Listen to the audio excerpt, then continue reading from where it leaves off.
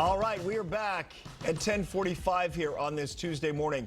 I find this next story to be such an interesting one, Jenny. This notion of just running around and screaming your head off might be a great way to relieve stress. The question is, you have to do it in the right way and in the right place, or you could get yourself in trouble. I mean, if you're running around a park screaming your head off, or at work. Or at work, you're just going to look foolish. It's not a great look, but yeah, I can see how it would be almost like when you cry. Sometimes when you have a real hard cry, you do feel a little better afterwards. You do, and also when you exercise and it releases those endorphins. So Lee Richardson is the founder and clinical director of the Brain Performance Center, and she's joining us now live this morning to talk more about this. All right, so let's start here, Lee, if we can, with the fundamentals. We'll get into some of the specifics about how people can and should go about this, but what happens when people actually scream? What's the physiological change that you think might lead to a reduction in stress? Well, you think about it. You can feel, when you get anger, you can feel that anger building in your body. And when you get stressed, you can feel that in your body. You can feel your shoulders get really tight. And to be able to it's progressive muscle relaxation to get rid of it and just to scream it out, to release that tension in your body and in your shoulders can be very relaxing.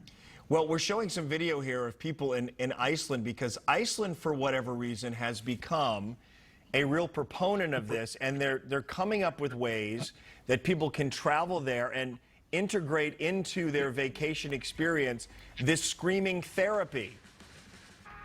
Right? Is that what they're trying to promote? They want overall health and well-being, and they're saying to people in the middle of this pandemic, come here and we'll help you feel better about how things are going in your life? I think they're trying to provide a fun way to let that stress out.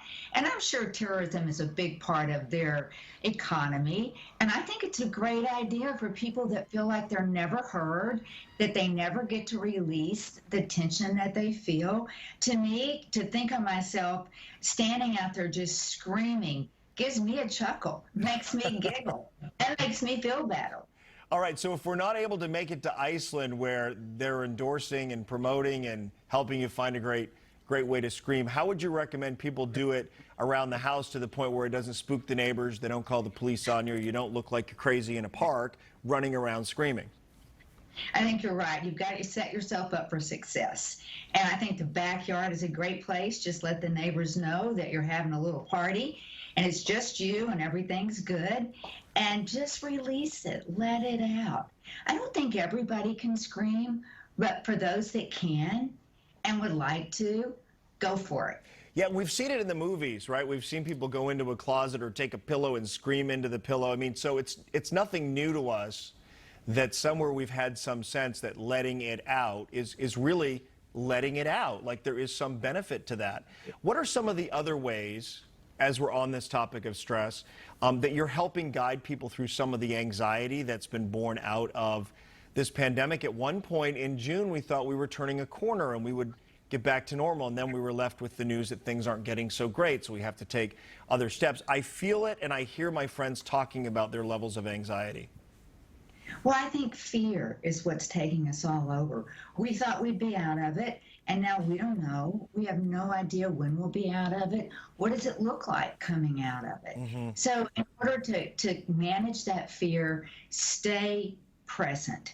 Practice some mindfulness. If you're worried about the past or you're lost in the future, you're just feeding that anxiety. So focus on staying present, and one of the best ways to do that is with your breathing. You can learn how to slow your breath rate down. You slow your heart rate down. You create heart rate variability, and that's a sense of well-being. Yeah, and that will not disrupt the neighbors or wake up the kids. All right, Lee Richardson from the Brain Performance Center. Thank you for joining us. Good to see you.